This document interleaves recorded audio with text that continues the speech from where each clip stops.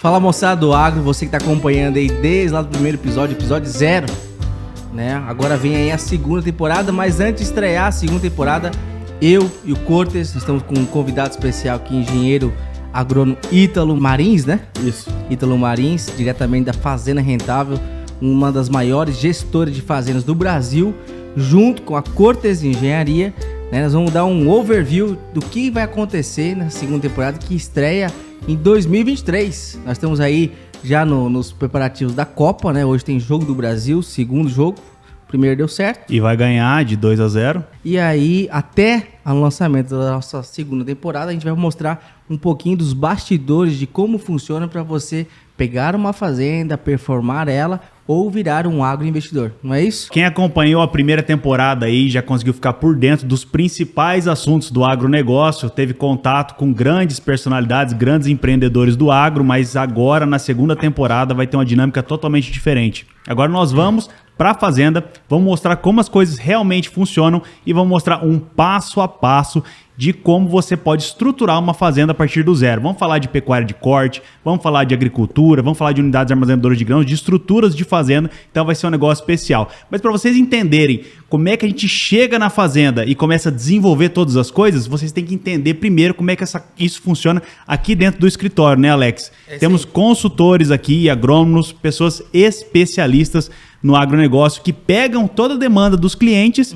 e desenvolvem os melhores negócios para as fazendas. Exemplo, um deles aqui é o Ítalo, um grande agrônomo. Bem-vindo aí ao Agro em Dia, manda um abraço para a galera, o seu arroba e a empresa que você trabalha. Agradeço a oportunidade de estar aqui falando com vocês. O arroba é italomarins.s. É uma oportunidade muito boa de estar aqui falando, demonstrando não só, levando informação através do podcast, informação técnica, informação do cotidiano, né, das fazendas, da parte do escritório também, que é importante. Todo o time em geral, junto com a engenharia, junto com a parte técnica, é isso que faz a engrenagem rodar no agro. E qual que é a empresa que você está aí hoje na liderança? Fazenda Rentável, sou engenheiro agrônomo, responsável, especialista em grãos, responsável pela parte de agricultura. Faço parte do time de projetos, certo? E estamos aí a todo vapor, projetos em andamento, projetos já entregues, e é isso. Um grande exemplo aí da Fazenda Rentável aí do time, um cara que bota coisa para rodar. Antes de começar, Alex, vamos pedir aí pro pessoal que tá em casa compartilhar o conteúdo, se inscreve no canal, se inscreve lá no YouTube também, vai lá no Instagram do @agroemdiapodcast, dá sua curtida, compartilha com os amigos. E você que não se inscreveu no nosso canal lá no TikTok, certo? Lembra que nós temos as dancinhas do Tinoco, que ela é famosa, né, na primeira temporada, e ela vai continuar sendo. Ele que tem a dança de como tirar o carrapato. É informação e entretenimento. É isso aí, tudo ligado ao agronegócio brasileiro. Você que ainda não se inscreveu lá no Spotify, né, vai lá na aba Podcasts, né, que escreve podcast para o agro, podcast do agro, e coloca lá o Agro em Dia e começa a seguir a gente, né?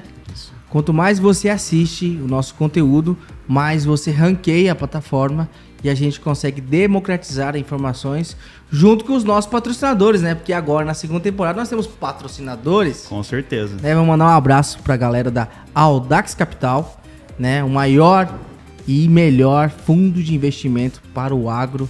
Eles que são FIDIX, logo mais estarão lançando o seu FIAGRO, certo? Então você que tem o dinheiro aplicado, guardado na poupança, vamos aplicar um pouco em outros segmentos, não só a XP, que é conhecida, que teve com nós aqui na primeira temporada, ou a BTG, entre outros bancos privados e corretores de bancos, mas nós também temos aqui no Centro-Oeste a Audax Capital, que aplica esse dinheiro, boa parte que você investe em agroindústrias, né, para fazer que o nosso segmento gire e funcione. Quer dizer, é uma grande oportunidade aí para o pessoal diversificar sua carteira também, né? Às vezes faz investimento aí em diversas empresas que estão no meio urbano, né? E o agronegócio que cresce tanto, né, Ítalo, aqui no Brasil, você que é CPF tem a oportunidade, né, de fazer o seu investimento. Tanto CPF quanto CNPJ, né, seja produtor rural pessoa física ou produtor rural pessoa jurídica, você consegue investir, né, dentro da Audax. O agronegócio está crescendo e você vai crescer junto. E vamos dar boas-vindas, né, para o nosso time, porque onde tudo acontece nessa segunda temporada, precisa ter, né, Cortez, um planejamento. Não é você só chegar na fazenda e falar aqui pode botar silo, aqui pode botar agricultura, né, tem vocação para isso ou para aquilo, não. Porque o jargão do ano 2022 foi daquele caminhoneiro, não sei o nome dele agora, mas todo mundo sabe a voz dele, né, o tom da voz, né. Quem não tem as manhas não entra não. Sem a ajuda de um profissional. E por isso que nós estamos aqui, né, Cortez? Exatamente. Com o quê? Com um profissional, cara, que é engenheiro agrônomo, ele que é especialista em grãos e cereais, lá na Fazenda Rentável, uma empresa que é gestora de fazendas, né? Já falou um pouquinho, quem não assistiu a primeira temporada, o episódio 0, conta um pouquinho da história da Fazenda Rentável, inclusive sou eu que sou o fundador da Fazenda Rentável, né? Se deu coincidência, e também somos host aqui do Agro em Dia. Então, você que ainda não se inscreveu no nosso canal, né? Pega todos, né, os seus amigos e encaminhem os melhores conteúdos do agro, né? Com as melhores mentorias, né, Cortez? Vamos dar uma tarefa aí pro pessoal que tá acompanhando pelo Spotify, especificamente, que é avaliar lá o podcast. Tem como dar as estrelinhas lá, você avaliar. Vai, para aí o episódio agora, avalia, depois continua escutando. É isso aí, essa é a missão dos agronautas. Por quê? Todo mundo faz isso nas atividades do urbano, ok? Agora a gente precisa fazer do agro, a gente precisa representar o agro, mostrar o potencial e de como funciona isso na prática. E é por isso que o episódio prévio da segunda temporada, né, com o nosso novo host, vamos dar os bem-vindas, né, diretor, pro nosso novo host, que era convidado, gravou 2 episódios na primeira temporada e virou host, né, hoje aqui do Agro em Dia. O nome dele é Antônio Cortez, ele é direto do Paraná, ele tá entrando aqui. Eu quero dar as boas-vindas e dizer bem-vindo, Cortez, ao agronegócio do futuro agora. Alex, muito obrigado. Vamos ver se vai me servir o chapéu aqui. Aí, ó. Olha, parece até que foi feito pra mim.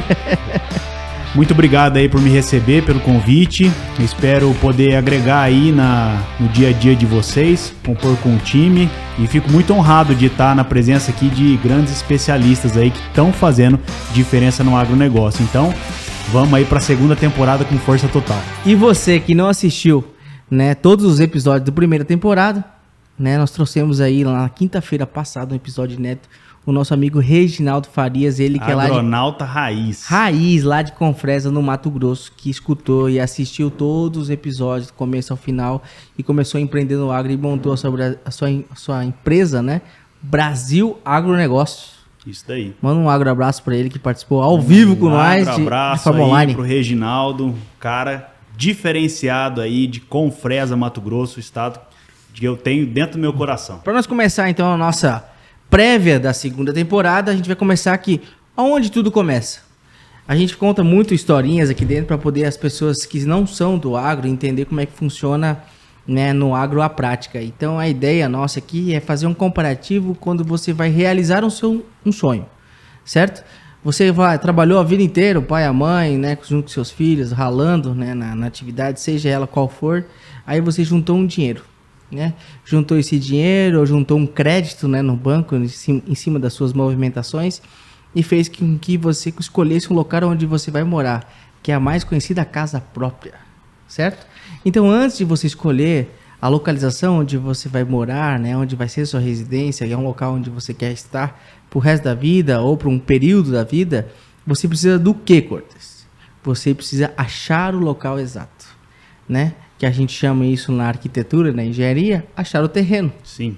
Né? Que é o primeiro passo. Então, quando você escolhe o terreno, a melhor localização, onde é viável também. Porque não adianta eu estou lá ganhando 10, 5, R$2.500 por mês, querendo morar no Alphaville, no Aldeia do Vale, aqui em Goiânia, Goiás.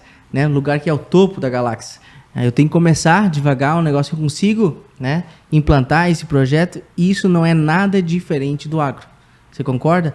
Então você está começando uma atividade, você vai comprar uma fazenda de 1.000 alqueires de terra, mais de 5.000 hectares? Não. Você consegue, né, analisar esse estudo, ver onde essa fazenda está, iniciar com um projeto de arrendamento, depois, no futuro, uma aquisição. Então a gente sempre usa a mesma simbologia da construção civil, que é o sonho da casa própria, como você realizar o seu sonho de tocar a sua fazenda, o seu negócio do agro. E para você fazer isso, você precisa de ajuda de especialistas. Né? Onde nós aqui dentro da Fazenda Rentável, nós dentro do Agro em Dia, a gente é a primeira fase, por isso que o primeiro episódio, né, o número 0, fala um pouquinho de como nasceu o Agro em Dia e como você performar uma fazenda, porque o nosso mundo é agro, certo? Então a primeira coisa é você escolher a terra onde você vai empreender. E aqui é o primeiro passo, né? Analisar a sua fazenda antes de chamar qualquer especialista para implantar. Você vai trazer especialistas para analisar o negócio. É tipo um raio-x. Um raio-x, um diagnóstico. Onde você está trazendo aqui hoje, né? Nós estamos trazendo aqui hoje o Ítalo Marins, ele que é engenheiro agrônomo, especialista na análise não só da agricultura, mas da viabilidade do negócio, que a gente está usando como exemplo hoje a Fazenda Paraíso, né? Uma fazenda de pecuária de corte, onde a sua atividade principal por muitos anos foi a atividade de cria, né? Que a gente separa dentro do agro. Você que não é do agro e quer conhecer um pouquinho mais, a atividade de pecuária de corte ela é dividida em 3 etapas, que são etapas diárias para você concluir a operação, onde a primeira etapa é a de cria, onde você tem a maternidade, onde você tem a produção animal, onde você vai escolher qual é o foco desse animal no final. Seja numa fazenda de cria, onde você vai escolher os próximos segmentos da sua fazenda. Se você vai criar matrizes futuras para aumentar o seu rebanho, você vai produzir novilhos para engorda, né, numa fazenda futura de recria e engorda ou dentro da própria fazenda, ou fazendas de gado de elite, onde você vai produzir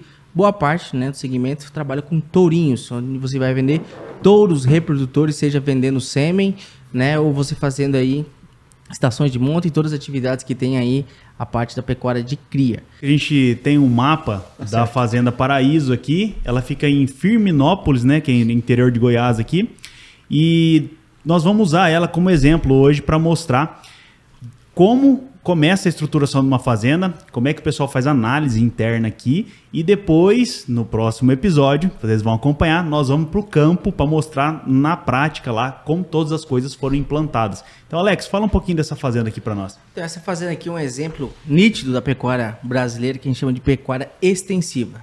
Então, é uma fazenda que 20 anos está sendo performada, aberta, né? Antigamente, ela tinha uma área menor, conforme o rendimento da pecuária de corte, o proprietário... Você usou o termo aí, Alex, pecuária extensiva, mas tem muita gente aí de casa que não é do agro, não acompanha. Explica aí para nós, Ítalo. Isso daí eu acho que é a modalidade mais comum que a gente tem hoje dentro das fazendas quando a gente fala de pecuária, né? O cara vai lá, abre a fazenda, coloca o pasto, começa a criar boi, tem cria, tem recria no meio. Como é que isso aí funciona? Sim, e é a modalidade mais que a gente se vê hoje e a mais improdutiva, né? Porque quando a gente está falando de uma pecuária extensiva, uma pecuária onde que a gente... A exemplo dessa aqui que a gente está falando, que ela está vindo que ela hoje é uma pecuária extensiva, e a gente está, através de um estudo, de um planejamento, pegando toda a vocação da fazenda e tirando ela dessa pecuária extensiva para uma pecuária onde que está com módulos, com piquetes, pastos divididos, você, além de conseguir aumentar a UA dessa fazenda... UA? Unidade animal. Ah, tem que explicar pro pessoal em casa aí. Exato. Que representa quantos quilos? 450 quilos. Então, uma unidade animal, 450 quilos. Exato. Você fazendo isso, você consegue potencializar a fazenda, escalar a fazenda, tirando ela de uma parte improdutiva, né? De uma parte que, às vezes, o produtor está ali e tem o mesmo trabalho de uma pecuária extensiva para uma pecuária onde que você vai dividir ela, onde você vai trabalhar em piquetes, separados aqui, no caso, que uma fazenda de ciclo completo. Então, assim, resumindo, o pessoal foi lá há 40, 50 anos atrás, o cara comprou a fazenda, ele tirou lá a vegetação nativa, implantou uma pastagem, ou às vezes até uma pastagem natural, né, que vem crescendo ali. Aí ele, durante 30 anos, 40 anos, ele vai fazendo a pecuária dele ali, daquela forma que a gente fala assim, de mamana caducando no pasto, né? Tem animal mais novo, tem animal mais velho, e o cara vai produzindo muito sem fazer conta, né? Então, às vezes, ele não sabe nem... Tem fazendas aí pro interior do Brasil que o cara não sabe nem quantas cabeças tem dentro da fazenda. Então, ele não sabe a rentabilidade que aquilo dá, ou se aquilo lá realmente tá dando prejuízo para ele. Aí vocês entram aí da Fazenda Rentável, estruturam um projeto e mostram que dá para rentabilizar, mudando, de repente, o pasto, mudando a gestão, fazendo piquetes, um pastejo rotacionado, mais ou menos isso, né? É exatamente isso. Por exemplo, animais, a depender do ciclo que a fazenda vai trabalhar, tem animal que tem uma necessidade de alimento diário diferente do outro. Então, numa parte... Depende da era, né? Isso, depende. Numa pecuária extensiva, você não consegue fazer esse controle. E quando você trabalha com módulos e piquetes, você faz essa divisão, otimizando sua área, né? Certo? E, consequentemente, tendo maior lucro por unidade, que é o mais interessante. Então, não é a questão do tamanho da fazenda, é otimizando a fazenda, você consegue ter um lucro maior por hectare, não um lucro por cabeças. Então vamos aqui passo a passo, Ítalo. Por exemplo, vamos supor que eu sou o proprietário da fazenda. Sim. Eu tenho a minha fazenda lá, ou meu pai, uma fazenda que chegou do meu avô, alguma coisa assim. E aí eu quero trazer uma rentabilidade diferenciada para essa fazenda aqui. Então eu vou pegar um mapa, alguma coisa que eu já tenho, provavelmente um material, o CAR, alguma coisa assim, e vou trazer aqui para dentro da fazenda rentável e vou falar com o Ítalo. Ítalo, eu tenho aqui uma fazenda, eu gostaria que tivesse uma rentabilidade maior, eu queria entender como que essa fazenda está funcionando, quero um plano para futuro aqui. Sim. Qual que é o primeiro passo aqui dentro da fazenda rentável?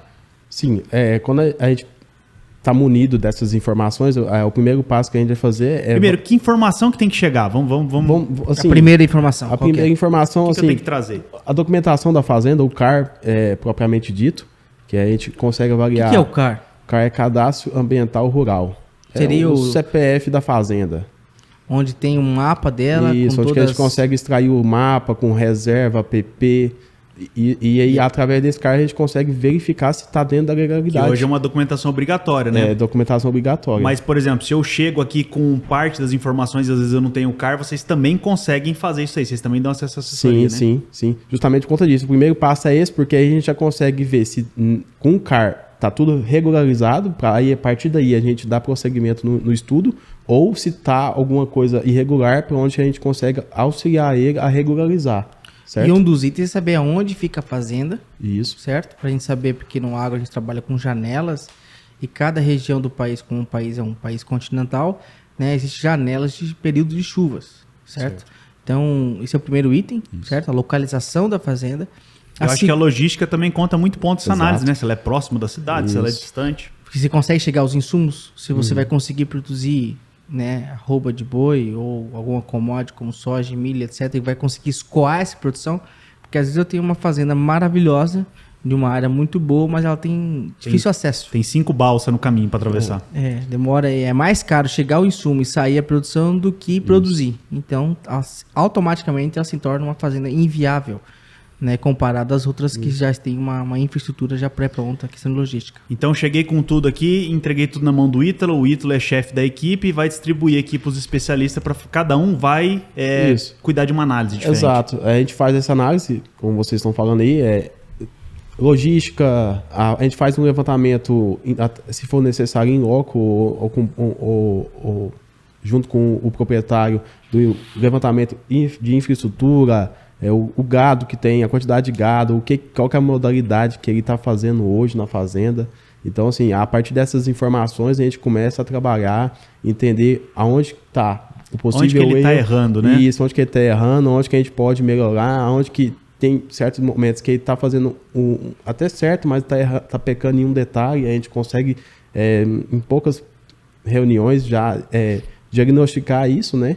E aí a gente começa a colocar o nosso projeto em ação. Quer dizer, então você chegou a informação, você faz um raio-x lá, entende o que está acontecendo, aonde que o pessoal está errando, e aí daí já sai um projeto de futuro, né? Olha, o ideal dessa propriedade aqui, que você tenha tantos piquetes separados em tantos hectares, com um capim da variedade X, com o gado da raça tal, e aí você traça esse plano aí de ação e apresenta isso aí pro produtor, né? Exato. Aí ele aprova, aí agora é a hora de você começar a executar isso daí, né? Isso aí tem que ser feito gradativamente, né? Aos poucos, ninguém tem tanto dinheiro para fazer investimento, ou tem, né? Ou sim, né? Se você conseguir uma aprovação de crédito, que a Fazenda Rentável também dá esse tipo de apoio aí pro produtor, e a né? ideia de vocês não é mudar de cabeça para baixo a atividade fim da fazenda. Então a fazenda começou com um período, né, na parte de pecuária de corte de cria, certo? Escolhendo atividade de cria. Mas que ela tem uma área de 435 hectares, certo? E que tem a vocação possível, por conta de logística, infraestrutura toda, de ter ciclo completo e também ter um pedaço de agricultura. Essa foi a ideia do projeto que vocês aplicaram aqui dentro e nós vamos mostrar na prática, né, Cortez? Com certeza. Foi exatamente isso. A gente fez o levantamento, estruturou junto com o proprietário, aí estamos propondo a ele um ciclo completo, onde que a gente está remanejando os pastos, fazendo os piquetes, em modos compatíveis com o número de animais que a gente está querendo trabalhar, certo? E aí, isso em tanto... quando a gente faz um projeto, Cortez, a gente consegue... É ideal um projeto em si, porque você consegue diagnosticar e entender como que você vai fazer ele, de fato. Desde que seja de maneira única, eu vou piquetear o meu passo de uma vez, vou fazer isso tudo a curto prazo. Caso contrário, não consigo, meu capital não é compatível para isso, mas eu consigo, através do projeto, planejar em etapas. Certo? Conforme vai rentabilizando, exato. Você vai usando aquele dinheiro lá para reinvestir na fazenda. A própria rentabilidade, a própria planilha que a gente faz e entrega para o proprietário, lógico, uma planilha tanto de viabilidade, tanto financeira, ele consegue ter uma dimensão do que vai ser os próximos anos dele. Agora, e aí ele consegue, assim, dar prosseguimento em etapa por etapa e até chegar no projeto final.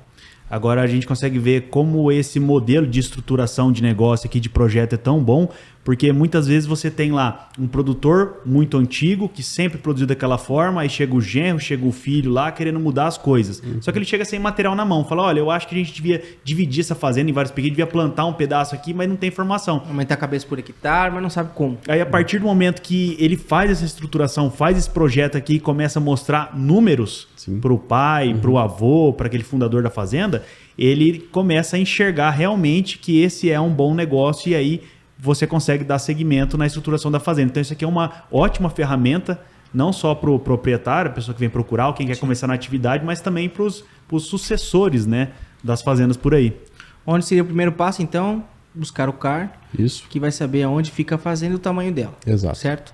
Depois nós vamos começar a analisar o que a fazenda já existe, né? O que ela já tem de inventário, quais são os equipamentos, o que ela já tem de infraestrutura já instalada na fazenda. Porque a ideia de vocês não é virar a cabeça do produtor de cabeça para baixo e não mudar a atividade. Pega essa fazenda, esquece a pecuária de corte e vão direto para a agricultura na parte de irrigação ou sequeiro. Não.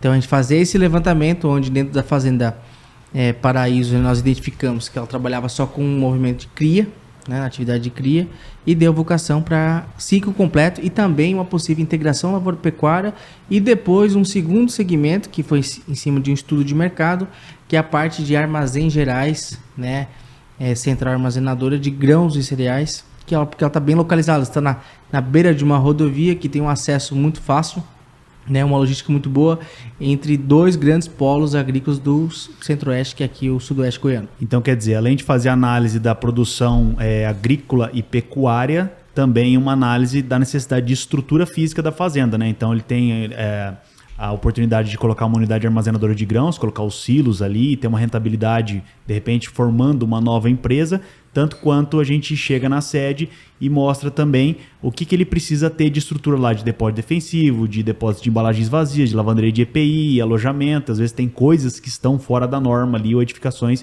que ele precisa construir para aumentar a eficiência operacional da fazenda, né? Sim, como o Alex falou, a gente não muda quando a gente está falando de paixão, né? Quando a gente fala de pecuária e agricultura, a gente está falando de paixão. Então, é difícil a gente chegar no proprietário e falar, você está trabalhando com pecuária, mas isso aqui não dá certo para você vai trabalhar com agricultura.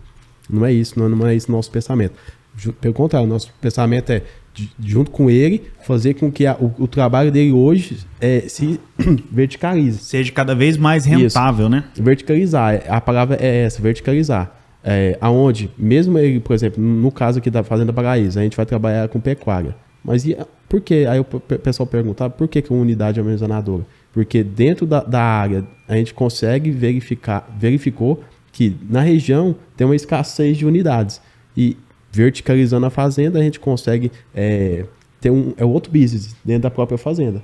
E separa, né? E separa. Então, assim, a verticalização em um todo. Ele vai continuar trabalhando com a parte que ele tem paixão, que a gente verticalizou, que é a pecuária, mas dentro disso a gente consegue, através de um estudo, lógico, com parceiros, levando o time de engenharia a campo para trazer a viabilidade do negócio e levar outro business para ele.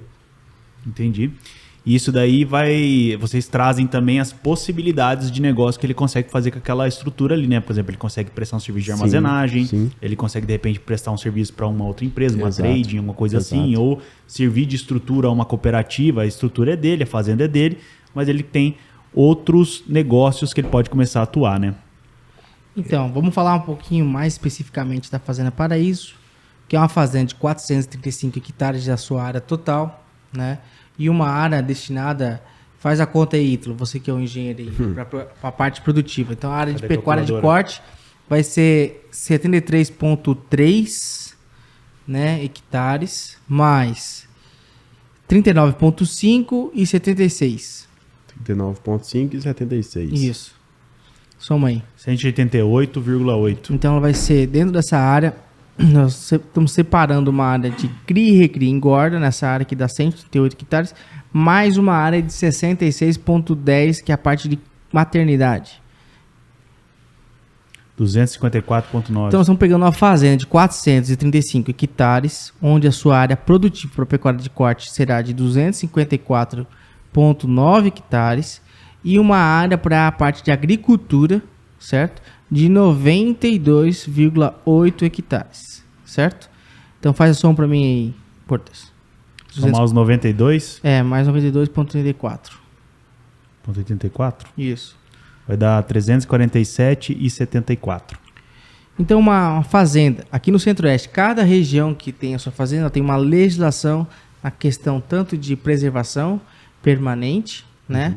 Quanto uma área destinada à preservação que não está em áreas de APPs, em áreas de reserva e etc., né? Que vai dar em torno de 20 a 25, 30, chegando até 80%, por exemplo, biomas amazônicos. Isso. Certo? Onde você tem que preservar 80%, né, e poder só utilizar dentro da propriedade 20% da sua área. O pessoal entender em casa, a turma que não é do agro, é como se você tivesse um prédio de 10 andares, tivesse que manter ele todo funcionando, todo limpo, todo organizado, e só pudesse alugar 2 andares de apartamento. Então, Isso. você vê como o agronegócio preserva. Depende do bioma onde que ele está localizado, depende da normativa dentro do estado, né? Porque dentro de um estado, por exemplo, Mato Grosso, existe vários tipos de biomas. Sim, né? lá tem a Amazônia Legal, lá tem o Cerrado, lá tem o Pantanal. Então lá você tem área de preservação de 20% a 80% dentro do próprio estado, certo? Lá, se eu não me engano, tá rodando em torno de 35%. Depois o pessoal pode corrigir nos comentários aí se a gente tiver Conforme falando a sua besteira. cidade, né? Sua cidade é Confresa, Querência, Sorriso, Sinop, né? Rondonópolis. Cada região, né? Cada região tem um bioma diferente. Então nessa fazenda, o nosso bioma é cerrado.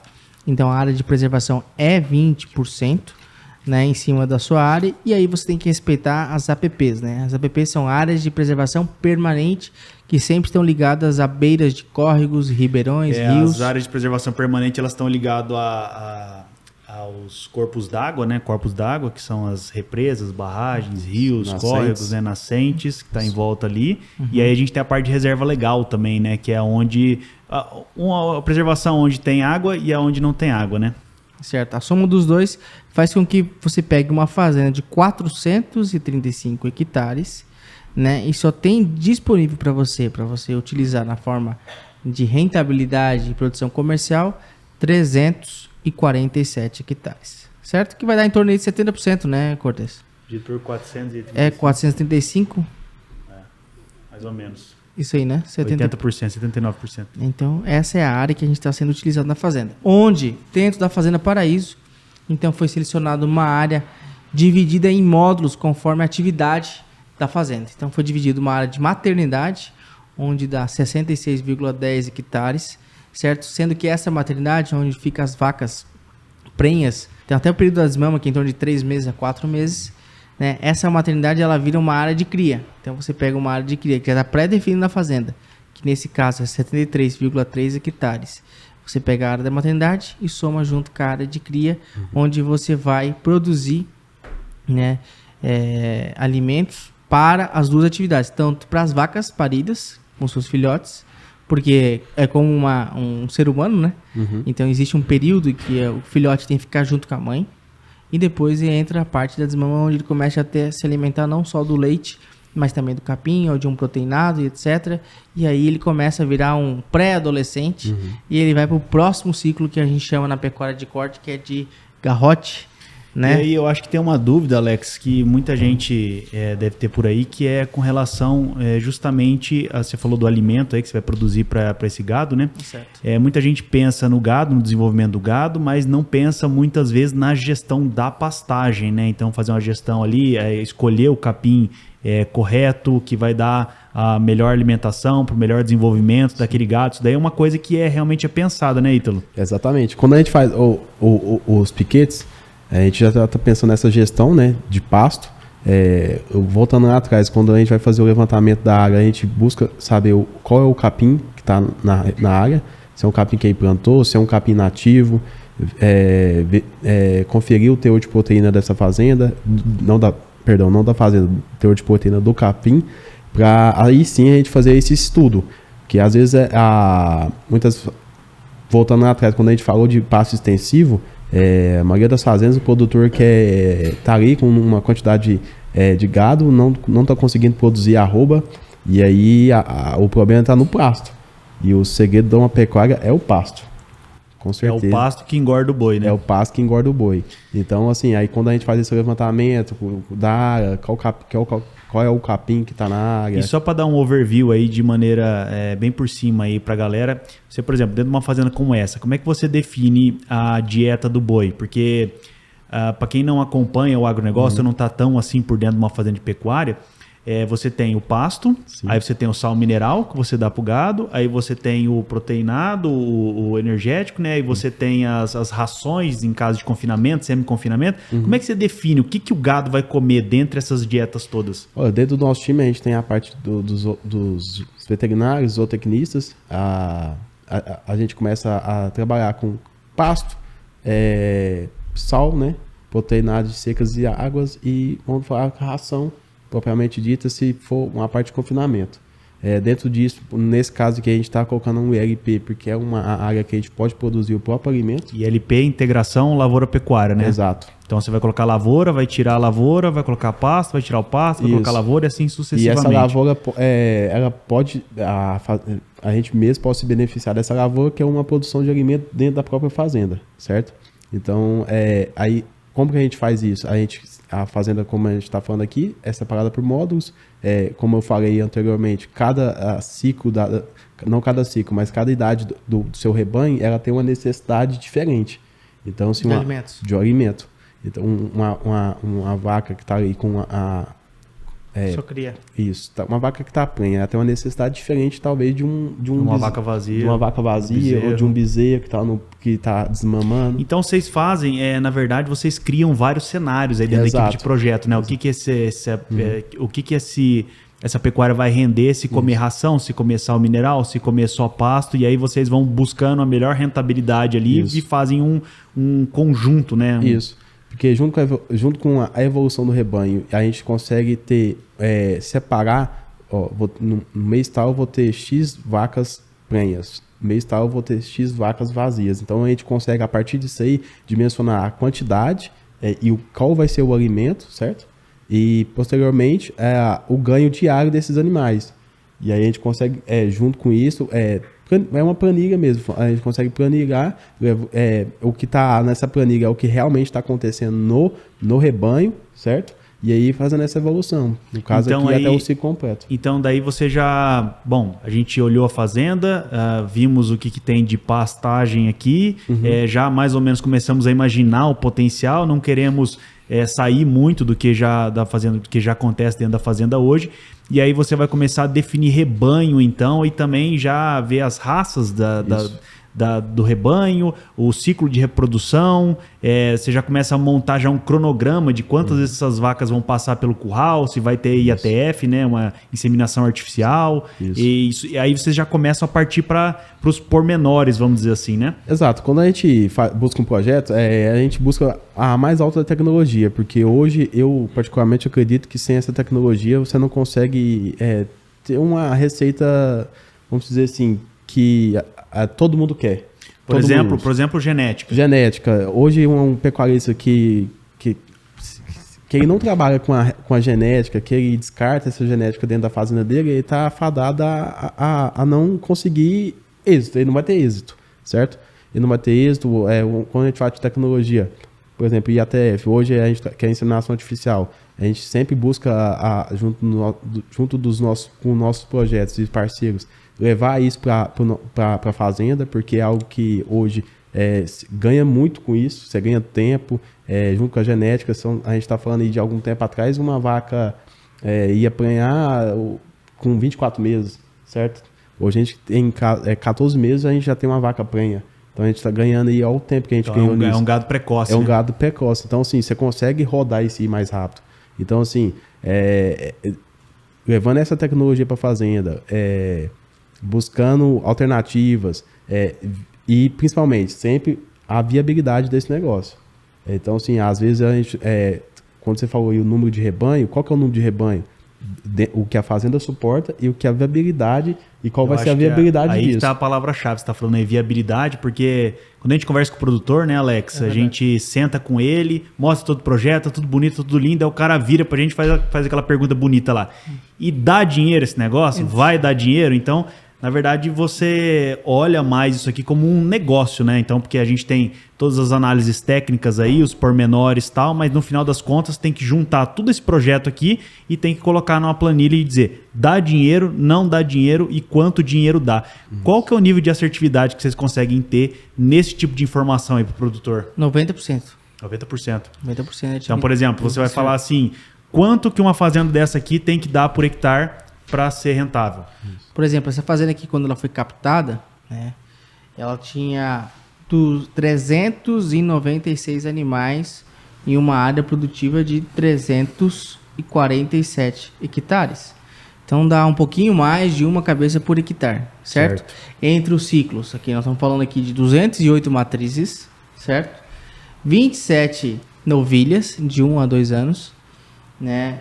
78 bezerras, certo? 75 bezerros, porque dentro da gestação da parte de cria, normalmente em torno de 50-50, né? 50 nasce macho, 50 nasce fêmea da inseminação. Então, uma fazenda que tem 347 hectares, produzindo 396 cabeças de animais. Essa foi a realidade que a gente identificou na fazenda, antes de chegar. Isso. Qual que é a rentabilidade que isso dá hoje? Certo. Que é o que a gente quer saber. Zero. Certo? Quer dizer, então você chega na fazenda, pegou todos os dados, pegou todo o material. Às vezes também é necessário você levar a equipe para o campo para fazer algum tipo de análise também, para confrontar com as informações que você está recebendo do produtor. Exato, né? Porque às vezes a gente recebe as informações do produtor e fica uma coisa vaga, uma coisa que a gente indaga, assim, mas será que isso aqui está certo? Será que e se a gente fizer assim? Aí surge a necessidade. Porque você tem que ter uma base técnica muito sólida para poder confrontar um produtor. Porque eu imagino que quando você chega no cara que está lá há 40 anos produzindo na fazenda e fala para ele assim que dá zero de lucratividade a fazenda dele, ele vai trucar em cima de você, né? Com certeza. E você tem que ter uma base técnica. Não, olha, cara, eu fiz análise, eu coletei aqui o solo, eu coletei... em cima da receita, em cima do custo que você tem em cima desses animais, hoje você paga para trabalhar, né? Ele está empatando, não está dando prejuízo. Muitas fazendas dão prejuízo. Onde você tem que assinar no final do mês um cheque, né, para poder complementar a renda da fazenda. Hoje faltou 15, faltou 10, faltou 50. Uma curiosidade aqui, Alex. Vocês já fazem isso já há 7, 8 anos, né? 8 anos. 8 anos. E como é que é a reação dos produtores tradicionais quando você chega e fala que a fazenda dele não tá dando a rentabilidade? Assim, é quase que falar que ela tá sendo mal gerida, né, há muitos anos. A reação deles é, por isso que eu procurei vocês. Isso é boa. Né? Porque eu tô só girando, eu vejo lá a movimentação do banco, então eu tenho giro. Eu tenho lá 4, 5, 6 milhões de reais de giro, né? Que é quando ele faz a venda desses animais, né? Mas ele se ilude e boa parte do pecuário se ilude. Né? Onde ele fala assim, pô, eu tô girando dinheiro, todo ano eu giro 7, 8 milhões de reais na minha fazenda. Mas isso tá dando lucro? Talvez você não tá bem girando 6 a 7 milhões de custo. E se eu tá fazendo o giro do negócio, então aí a ideia, né, junto com o time especializado, é em performar a fazenda. Então, verticalizar. Onde que eu estou errando? Né? Talvez eu não consiga intensificar maior o número de unidades animais por hectare, né, aumentar o A. Mas para isso aconteça, como é que eu faço isso? Isso aqui foi desenvolvido há mais de 40, 50 anos atrás e ainda é pouco implantado por conta da democratização da informação, certo? O projeto que foi desenvolvido nessa fazenda, que é dividir a área em segmentos, né? Maternidade, cria, recria, engorda e integração, foi vendo a utilidade do potencial da fazenda em você conseguir ampliar e aumentar a unidade animal, certo? e aumentar as receitas que a fazenda pode ter, certo? Então você pegou uma área, dividiu em módulos, certo? Onde você já existe um rebanho existente, que é aquelas 396 cabeças, onde você vai fazer sim uma aquisição de animais, que será feita, né, nessa fazenda, como ela está indo para ciclo completo, de matrizes. Então você vai aumentar o número de mães lá dentro, onde você vai inseminar e automaticamente, né, ela finaliza a aquisição só nas matrizes. Porque você vai montando o seu rebanho, só que você tem que ter paciência. Porque essas vacas que estão nascendo, né, que foram classificadas para ser mães, vão ser emprenhas, né, vão ter seus filhotes, e esses filhotes vão virar recria e até o final do ciclo engorda, né? E também as vacas que não forem, né, não conseguirem inseminar, não tiverem, né, vamos falar assim, vocação para ser mãe, automaticamente elas viram vacas de corte, né, que vão diretamente para recria e depois para engorda. E você vai pegar esse ciclo conforme você vai montando e vai sair numa quantidade de animais aqui de 396, e a partir do quarto, quinto ano, você vai ter um rebanho rotativo dentro da fazenda de 1.912 animais, sendo considerando uma mortalidade em torno de 2%. um negócio completamente diferente do que o cara tinha antes aqui, né? Um cenário totalmente inédito. E fazendo uma aquisição de apenas 440 matrizes, né? Tá, então, e aí... esse é o investimento que ele faz na questão dos animais. E aí, claro que você atender o maior número de animais, você tem que ter uma infraestrutura para isso acontecer, e é isso que a gente vai mostrar na segunda temporada, o passo a passo, onde vem, né, a divisão dos piquetes, o tipo da alimentação, certo? E trazendo novas atividades, como nós separamos uma área dentro da fazenda, que é em torno de 93 hectares, para integração lavoura-pecuária. Certo? Onde nós não queríamos, né, adquirir essa terra e os equipamentos para nós virarmos agricultores. Porque uma área de 93 hectares, aqui no Centro-Oeste, é uma área inviável ainda. Nós trabalhamos uma área acima de 150 hectares, certo? Então nós optamos em escolher arrendar essa área para um agricultor, que ia produzir grãos semente, né? Então ele ia fazer uma safra apenas, uma safra de soja, semente, onde dentro dessa safra de soja, lá na R7 da soja, né, o diretor coloca para nós e para a turma que não conhece, que é do campo, o que é uma R7 da soja, mas já é a fase final, né, do ciclo da soja, onde ela não precisa de tantos nutrientes, principalmente água, né, porque todos os nutrientes já estão na planta, estão na formalização final, né, do grão, onde você faz o quê? Você planta, né, o capim consorciado. Então são as últimas chuvas ali que tem da safra aqui do Centro-Oeste, você aplica, né, esse plantio de capim por aspersão. A hora que você colheu o capim, ele já está implantado ali, né? Ele está implantado. Ele só precisa crescer. Nós vamos aplicar lá o capim a lanço, certo? Isso. Onde a gente vai colocar uma área de integração. Eu preciso de dinheiro para fazer essa performance, certo? E um dos nossos patrocinadores aqui é a Cicobi Crédito Adag, uma das maiores cooperativas, ela que nasceu dentro dos atacadistas aqui do Centro-Oeste, né? Que é um segmento, porque hoje o Goiânia, né? Aparecida de Goiânia, é um polo para distribuir, né, produtos do atacado secos e molhados para o restante do norte e nordeste do país, certo? E agora eles começaram a aplicar esse dinheiro no agro.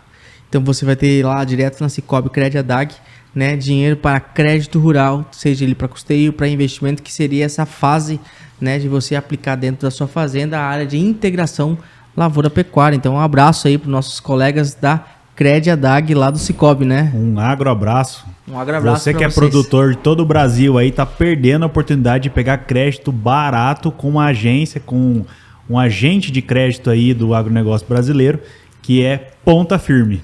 É isso aí. Então vamos dar o segmento, beleza. Eu fiz a integração, plantei o capim, certo? Então assim que o meu arrendatário, né, no caso dessa fazenda, colher a soja, eu tenho em torno de 5 a 6 meses para utilizar esse capim, né? Isso. Como é que funciona aí, Ítalo? Explica para nós aí a utilização da integração lavoura-pecuária dentro dessa fazenda. No caso aqui, igual o Renato vai plantar o grão, né? E a gente vai fazer o plantio do capim. Igual você mencionou aí, a gente pode fazer esse capim aí de duas maneiras. Sempre a lanço. Quando a gente fala de plantio ainda na R7 da soja, que todo mundo fala.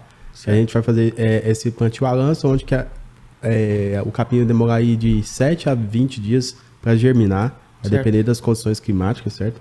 Por que isso? Porque quando a gente planta ainda no estádio R7 da soja, a gente está fazendo, se precavendo, porque quando a gente está falando de safra, final de safra, a gente também está falando de final de chuva, né? Certo? Então a gente consegue... Você está se adiantando. Eu estou me adiantando e garantindo uma necessidade, garantindo a necessidade hídrica do capim, certo? Outra maneira é, após a colheita, iniciar o plantio de capim com as plantadeiras. No caso aqui da fazenda, a gente sempre busca essa antecipar. Quer dizer, só para o pessoal entender, e a lança é como se você estivesse jogando a semente de capim e na plantadeira você está plantando na linha lá, bonitinho, né? Plantando na linha, exato. Quando a gente faz o estudo da área, a gente também tem o histórico, né, de chuva. Ou até mesmo que o produtor faz na fazenda, ou através de sites que a gente busca esse tempo, né? Isso. Quase todas as janelas de chuvas pré-definidas, né? Isso. Tem um estudo isso daí, porque também a implantação é diferente, né? Exato. Então, assim, a escolha de plantar a lança ainda no estádio R7 da soja ou depois passa por essa necessidade hídrica e passa por esse estudo que a gente faz. Nesse período, a média anual é quantos milímetros? Bate com o que a gente precisa e aí a partir disso a gente faz essa tomada de decisão. Por exemplo, se fosse o caso, se fosse uma fazenda toda de grãos e cereais e estaria introduzida a integração para a parte de corte, é bem provável que ela estivesse localizada onde ela está hoje, né, aqui no centro-oeste, aqui em Firmino Lopes, no oeste goiano, né, que faria uma safrinha de milho, milheto, sorgo. E aí esse capim também poderia ser feito, né, o plantio de forma consorciada. Exato. É o consórcio Santa Fé, chama? Isso, sistema Santa Fé, que a gente planta o capim consorciado com milho na mesma linha, certo? Onde após a colheita do milho, o capim já está estabelecido e aí você consegue ter o aproveitamento tanto da palhada e tanto do capim para o gado, consumo animal. Fazendo uma entre-safra então de capim. Fazendo uma entre-safra de capim. A lógica básica do sistema ILP aqui da fazenda é fazer com que nesse período seco do ano, onde a necessidade do gado não diminui, mas o consumo de alimentos. O consumo de alimento não diminui, mas o pasto cai.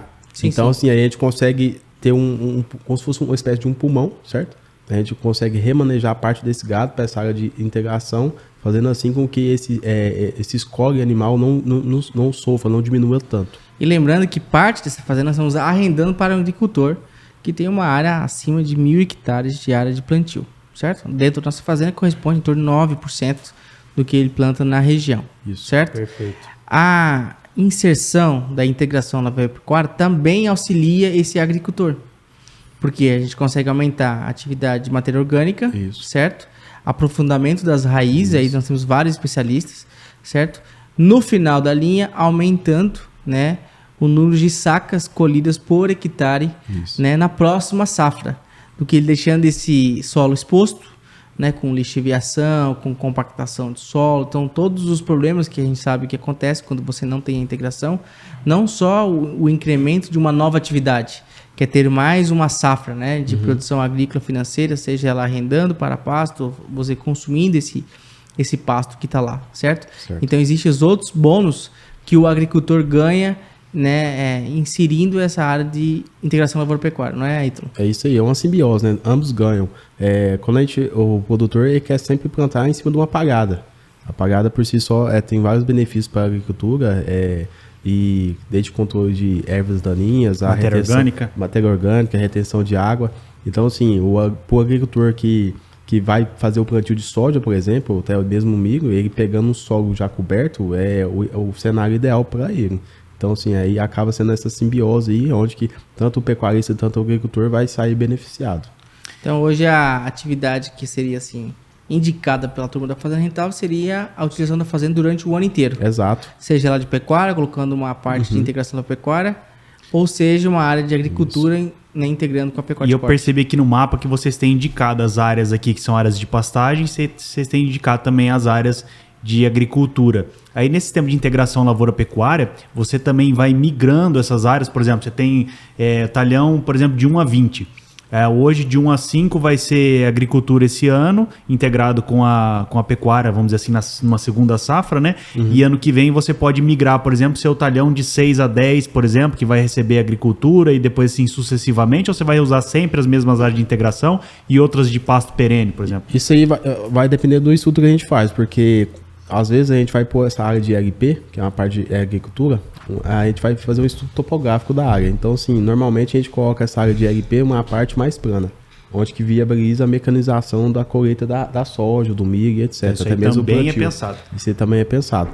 Quando a gente fala de uma fazenda que é totalmente plana, a gente consegue sim fazer esse cronograma de rotacionando, né?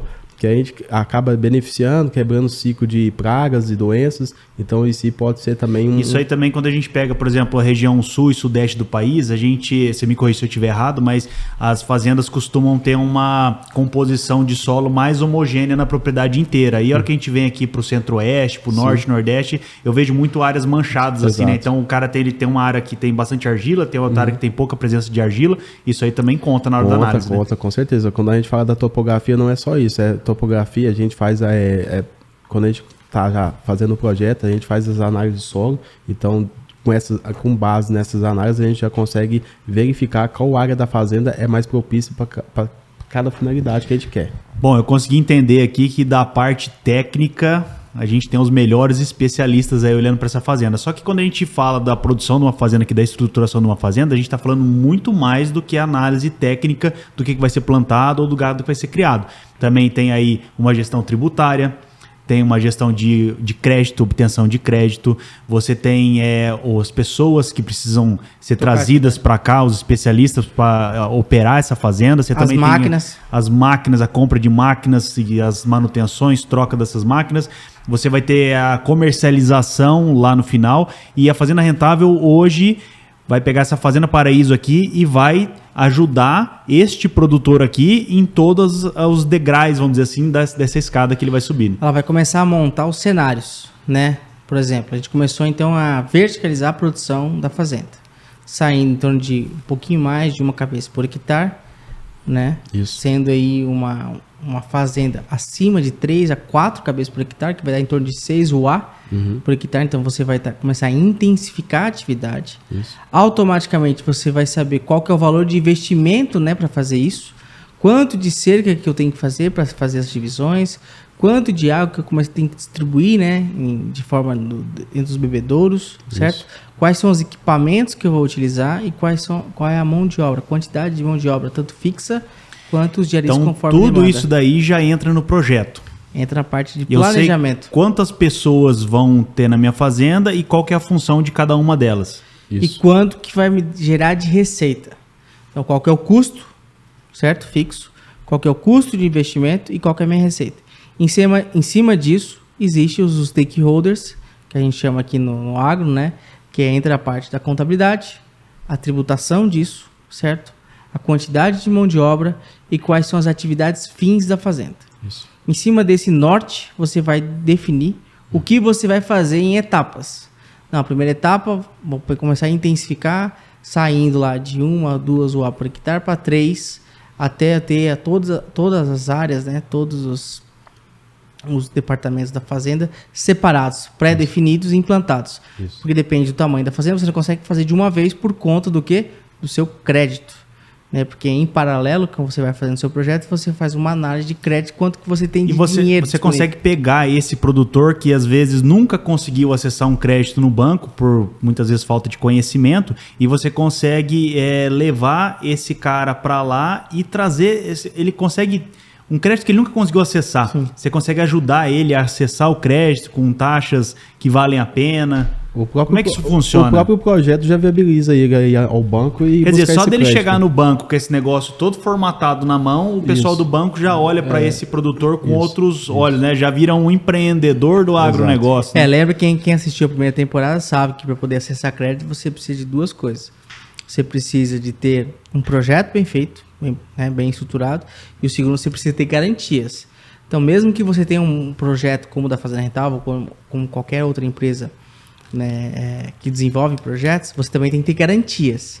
E essa garantia pode ser sim ser a terra, pode ser sim ser a produção. né? Seja arroba de boi, né? Soja, milho, que ela vira um papel financeiro que é mais conhecido como Cedro Produto Rural, que é a CPR, né? Então você precisa ter garantias. Com um projeto desse, com as garantias, aí você vai negociar taxa de juros e condições de pagamento.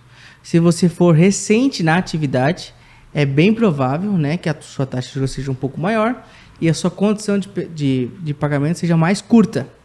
Conforme o relacionamento que você vai criando dentro do banco, uma cooperativa de crédito ou uma instituição financeira, você vai criando, a gente mais conhecido como score, né, que é o seu histórico financeiro. Então, quer dizer, vai ser diferente a obtenção de crédito se eu chego hoje, do jeito que a fazenda está lá, e apresento só o projeto, o potencial que essa fazenda tem, do que se eu chegar, por exemplo, daqui 5, 6 anos, quando essa fazenda já estiver performando, eu já tenho esse histórico para trás, todo auditado, inclusive, porque vocês aí já vão ter todos os dados na mão, né? Vamos dar um abraço para a nossa outra patrocinadora, que é a Lobby Consultoria, que faz esse trabalho de controladoria e auditoria das fazendas do agro, né? Empresas do agronegócio, onde ela consegue gerar o quê? Essa auditoria dos números, averiguar, né, e conferir, mostrar para o banco que sim, nós temos a capacidade de alavancagem de dinheiro e temos a capacidade de pagar isso e ainda sobrar, né, um lucro líquido X por hectare, depende da atividade. Quer dizer, então a Lobby ajuda a viabilizar essa obtenção de crédito mais barato. Ela faz essa pré-análise seguindo de um projeto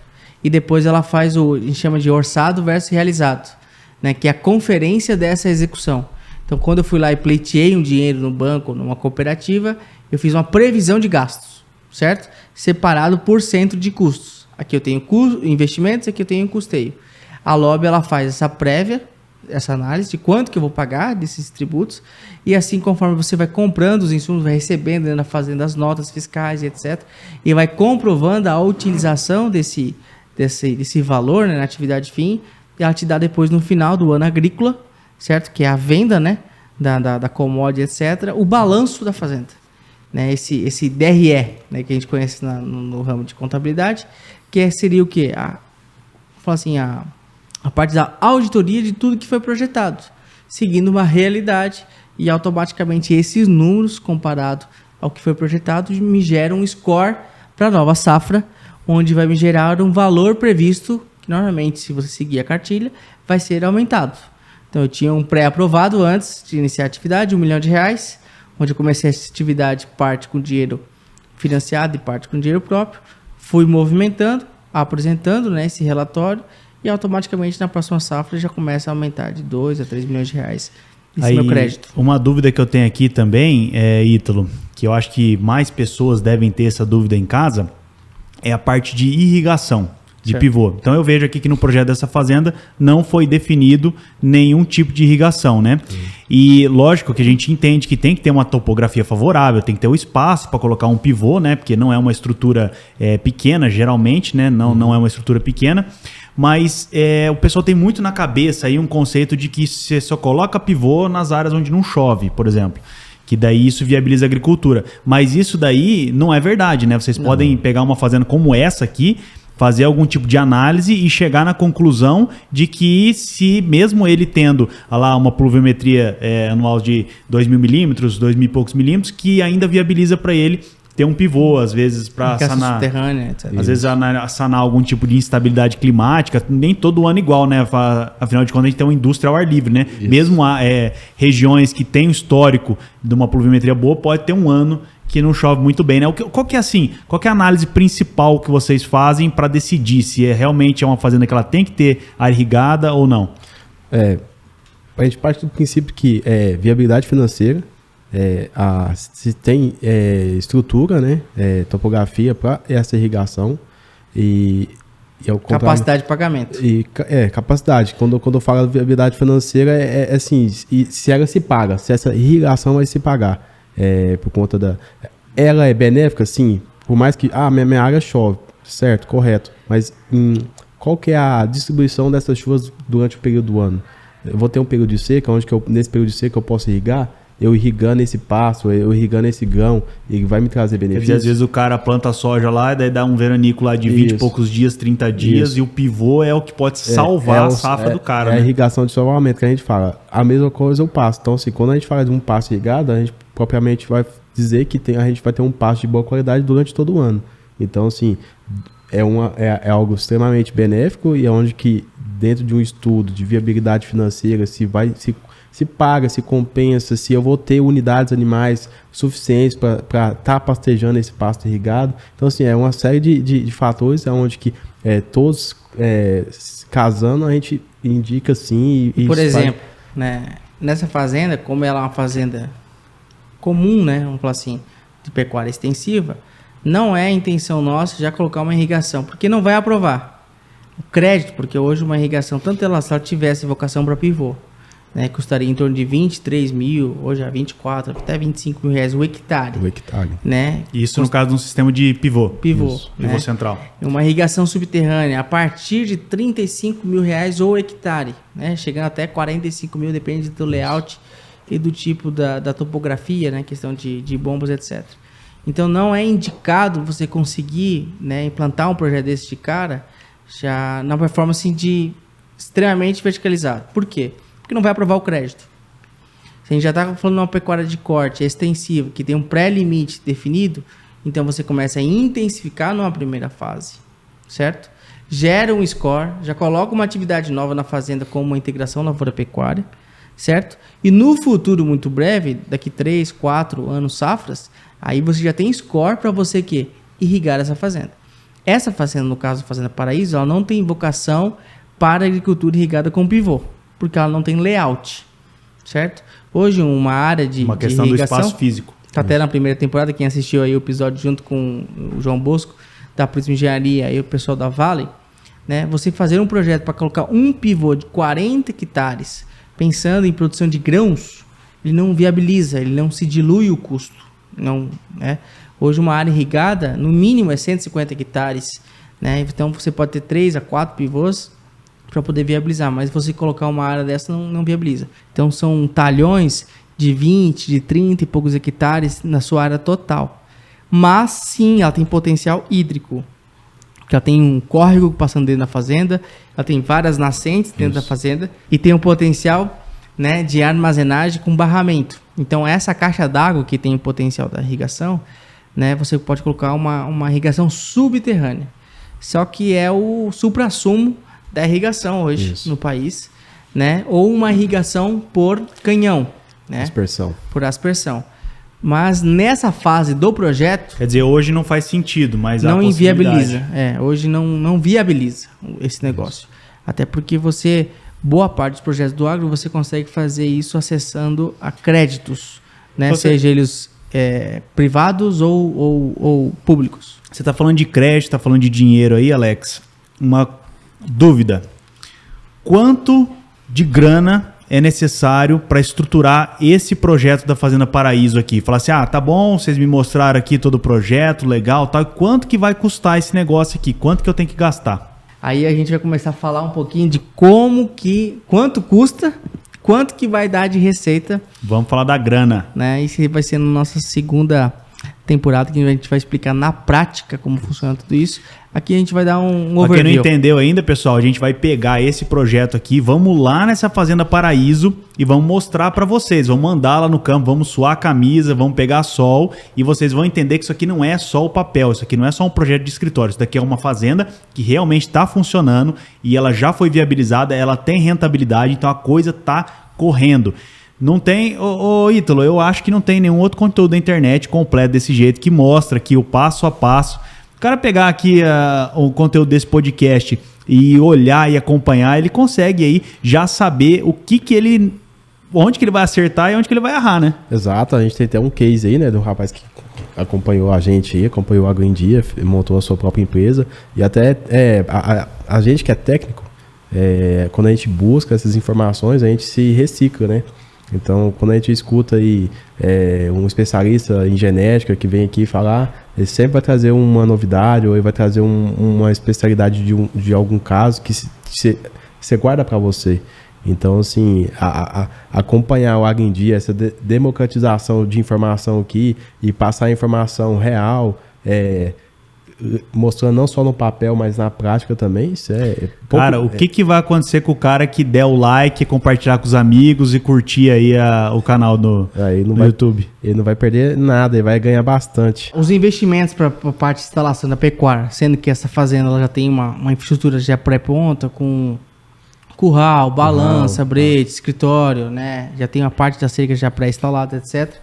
Ele vai investir em torno de R$380 mil em instalações na pecuária de corte, né? E também R$127 mil na parte de maquinários.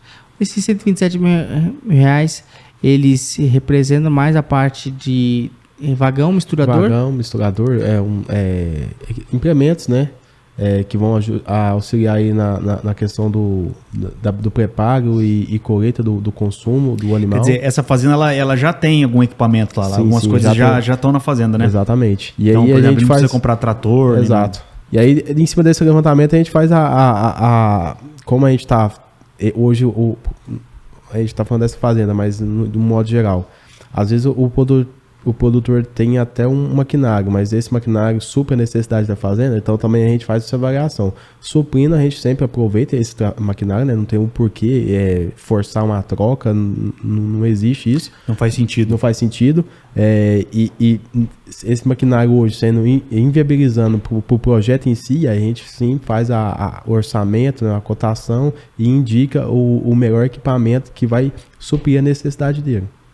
E dá para ele pegar esse dinheiro lá no Cicobi ou... 100%. Se ele tendo a garantia e tendo o projeto da fazenda rentável de uma empresa igual ou melhor, né, ele consegue ter acesso a esse crédito com as melhores taxas do mercado. Então o proprietário aqui da Fazenda Paraíso pode pegar o projeto aqui, aparecer lá na uma das melhores cooperativas de crédito do Brasil, certo, e pegar esse dinheiro aí a juros baixos. E com a implantação desse projeto, ele vai sair de uma receita que hoje ele empata, certo? Para uma lucratividade de, no mínimo, aferida de 3.500 hectares por hectare ano. R$3.500 de lucro líquido. Então, vamos fazer a conta aí, ó. É só pegar a área produtiva nossa, que dá 347 hectares, certo? Vezes R$3.500 o hectare. 3.500. Vai dar 1.214.500. Isso daí... Isso divide em 12. Dividido por 12. 101.208. Isso. Então, R$101 mil por mês que vai estar entrando aí na conta desse produtor. R$100 mil de lucro líquido por mês, né? Para você ter uma atividade que vai envolver 6 pessoas, certo? 2 na parte administrativa e 4 na parte operacional. Quer dizer, o cara que tem entre 300 e 400 hectares de pecuária aí, tá assistindo esse podcast e às vezes não tem essa lucratividade, já fica sabendo que pode ser que alguma coisa na tua fazenda aí não tá correndo muito bem. Imagina você montar um negócio hoje no urbano, certo? Na cidade, você que é do urbano, você que é da metrópole, para você tirar líquido R$100 mil de lucro líquido por mês, sendo que 90% do investimento você pode utilizar, né, de financiamento. Então você pode colocar a sua produção em garantia ou sua terra em garantia como um projeto e captar esse recurso, pagar, porque aqui já está pagando, né, deduzindo os impostos e deduzindo a parcela desse investimento e sobrando R$100 mil. Claro que isso não é do dia para a noite, porque você tem todo esse trabalho que a gente explicou aqui no nosso episódio, né, pré-episódio da segunda temporada, explicando ao detalhe de como funcionou a fazenda, certo? E agora a gente vai falar um pouquinho da nova, né, colocação dentro da fazenda, que como ela está bem localizada, vem um novo segmento, que é a parte, né, de centrais armazenadoras. Gosto de chamar de UAG, Unidade Armazenadora de Grãos, que é um outro grande negócio hoje dentro do agro, que muita gente, muitos produtores não estão enxergando essa oportunidade. Às vezes você tem uma fazenda que está perto de um grande centro de produção agrícola, de soja, de milho, e você tem lá uma fazenda de pecuária, você tem uma área boa perto da cidade, você tem a oportunidade de armazenar, prestar serviço de armazenagem e tirar uma boa renda extra disso daí. Ou às vezes você também tem uma fazenda já com produção de grãos, você tem a oportunidade de colher, armazenar com qualidade esse produto aí e vender na entre safra às vezes por R$5, R$10 a mais a saca, o que paga dentro de alguns anos aí a unidade. Então solta a vinheta aí, produtor, do nosso teaser da segunda temporada, e agora a gente vai falar um pouquinho mais de armazém. Em 2022, o Agro em Dia abriu as porteiras para o agronegócio entrar na rotina de quem é da cidade. E para quem é do campo, democratizamos a informação e levamos o futuro para te acompanhar no trecho. Seja na cidade ou aqui na fazenda, o Agro em Dia é o maior podcast do agronegócio brasileiro. E na segunda temporada seremos ainda maiores.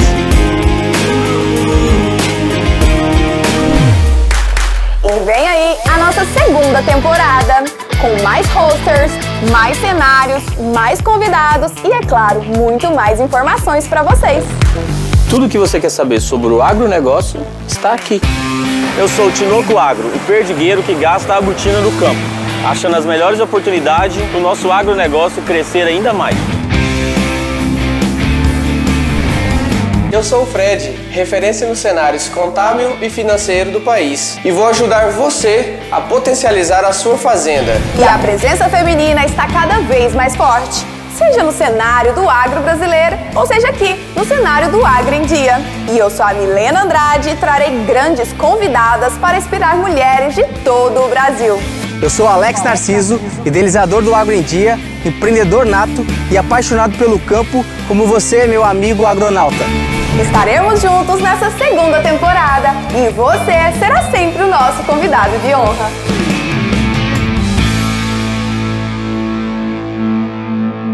Lembrando aí que os nossos amigos da Terra Boa Agropecuária, lá de Anicuns, aqui no oeste goiano, né?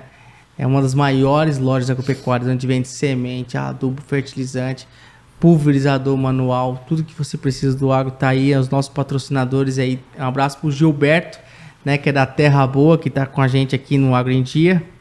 Né, Cortez? É isso daí. Vamos atender esse pessoal do agronegócio aí, que a turma precisa de... Podemos chamar isso aí de insumo?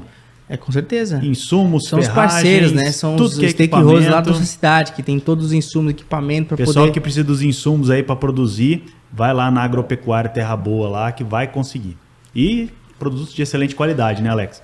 Com certeza. Nós falamos também da irrigação, né? Lembrando que os nossos patrocinadores também aqui, a Vale, uma das maiores empresas de irrigação do mundo, né? Do grupo Valmont, né? Está entre os maiores projetos irrigados do país aqui no Brasil, certo? Empresa que tem capacidade de te atender da melhor forma possível, com equipamentos que vão ficar décadas aí funcionando dentro da fazenda. Então tem que pegar coisa de qualidade, né, Alex? E tudo automatizado. Hoje eles têm vários pacotes na entrega do seu pivô, né? Você pode pegar um pivô semi-automatizado e um 100% automatizado, onde você aciona e controla ele dentro do seu celular, né? Com toda a automação que... Então não adianta querer fazer um super projeto e pegar um pessoal meia boca, né? Para montar equipamento. Tem que pegar equipamento top de linha com empresa que tem capacidade de atender. Então vai na Vale aí. Isso, um abraço aí para a turma da Vale, o Irã, toda a moçada que nos apoia não só nos projetos, mas na implantação, né, desse projeto de irrigação, porque irrigação, a gente já fala, né, que é o negócio do futuro do agro. Você vira o São Pedro. Você domina a água, você sabe quando chove e quando para de chover. Mais um fator que você controla aí na indústria a céu aberto, né? Isso. E também agora vamos falar um pouquinho da verticalização de uma fazenda. E hoje o episódio é especial porque normalmente quando a gente fala de central armazenadora, a gente lembra de uma fazenda grande de agricultura que tem a sua área agrícola aí acima de 1.000 hectares, certo? Com grande potencial de produção, porém na fazenda, para isso ela tem uma área apenas de 90 hectares de agricultura. Mas por que desenvolver um projeto de uma central armazenadora de grãos, né, com capacidade estática de mais de 200 mil sacas de soja? Por quê? Vamos lá. Um apoio, um abraço também da Cortez Engenharia lá de Rondonópolis, que desenvolve e é especialista em projetos de armazém para fazendas de pequeno, médio e grande porte. Quando a gente pega aí, Alex, a gente pensa na unidade armazenadora de grãos, todo produtor, produtor de grão, ele conhece a necessidade de se armazenar soja, milho na safra para poder comercializar de uma forma melhor na entre safra. Então, a unidade armazenadora de grãos, primeiro a gente tem que entender que ela é uma grande ferramenta de aproveitar oportunidades. Certo. Não quer dizer que você vai vender soja, ninguém consegue prever o futuro, né? Que você vai vender a 10 ou a 15 reais a mais na entre safra. Mas se você não tiver essa soja armazenada, você tem a certeza que você não vai aproveitar essa oportunidade quando ela chegar.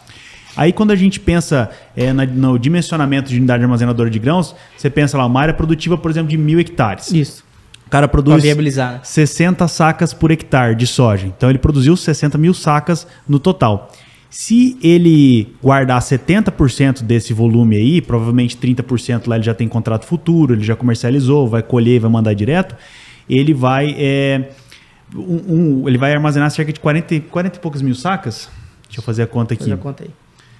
Se ele produziu 60 mil, ele vai armazenar 42 mil sacas na fazenda. Então, isso daí, um silo de 50 mil sacas já viabilizaria a armazenagem dele. Aí, por exemplo, se ele pega essa mesma área aí, dos 1.000 hectares, e ele consegue produzir milho em 600 hectares na safrinha, a uma produtividade média de 120 sacas por hectare, ele vai produzir mais 72 mil sacas. Se ele armazenar também 70% daí, mais um silo de 50 mil sacas já atenderia ele. Então a gente está falando assim de um cara que tem uma área física de 1.000 hectares, produz 1.600 hectares na safra e safrinha, e esse cara com 2 silos de 50 mil sacas já armazenaria sua própria produção. Aí você fala, putz, é uma área grande, 1.000 hectares, é relativamente grande, né? Sim, vamos dizer assim, sim. E uma unidade armazenadora pequena.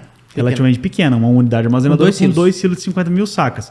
E a gente vê aí unidades, você, na beira da estrada, você passa por tradings, cooperativas ou até produtores individuais que armazenam 500 mil sacas, 1 milhão de sacas.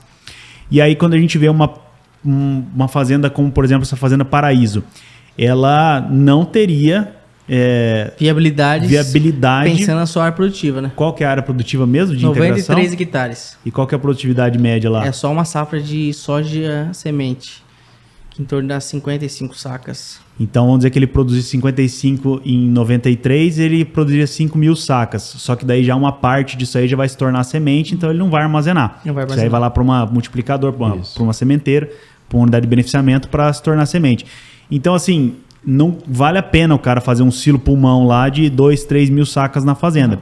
Mas o que a gente tem que enxergar é o mercado ao redor. É que existe os vizinhos, existe um grande mercado. Então, às vezes, você pega ali num raio de 200, 300 quilômetros, aí você consegue uma produção lá em volta de mais de 1 milhão de sacas. Lembrando que essa fazenda aqui, a gente fez um estudo de um raio de 60 quilômetros, né, de distância da fazenda. Existe uma área produtiva em torno de 70 mil hectares de lavoura, certo? Onde, em sua grande maioria, faz essa conta, faz safra cheia de soja, né, em torno de 60% de milho, ok? Qual que é a produção média aí da região? Vai dar em torno de 55, 60 sacas? Pode fazer 55. Então, se eu fizer 70 mil hectares vezes 55, eu tenho um potencial aí de produção de 3.850.000 sacas de soja na safra. E vamos fazer milho, que é 60% disso. Então, 60%... 70 mil? Não, Lá dá uma média de 120 sacas no sequeiro. 120? Isso. 100 a 120. Vezes 120, em 42 mil hectares teria uma produção de 5 milhões de sacas de milho. Então estamos falando de uma área armazenada de 7 milhões de sacas de soja, onde a realidade da região equivale em torno, no máximo, 20% desse volume. Então nós temos uma vacância de 80% que tem que ser colhida, só passado pela classificadora, certo? Secada e atendendo os critérios de umidade, certo? E classificação. Quer dizer que 5,6 milhões de sacas aí você hoje não tem onde armazenar na região. Eu tenho que escoar e mandar para o porto. Quando a gente fala de unidades armazenadoras de grãos aí, a gente pensa muito no produto que vai ficar dentro do armazém. Só que todo produto colhido no campo, ele tem que passar por uma pré-limpeza e ou uma secagem, né? Dependendo do período que foi colhido. Então a unidade armazenadora de grãos, ela vai ter lá pré-limpeza, vai ter o secador, vai ter um silo pulmão. Mesmo que você não armazene o produto do seu vizinho... Você tem que dar aquele tom para classificar aquele produto. Você consegue fazer a classificação ali, limpar a palhinha, o toco, meio grão e já mandar esse produto limpo lá para o cliente final dele, que é a trading, ou a esmagadora de grãos, ou a cooperativa, né? Onde vai ficar armazenado, se não ficar armazenado com você. E foi feito esse estudo dentro da fazenda, vendo que essa vacância de 80%, né, no potencial de armazém é um déficit, certo?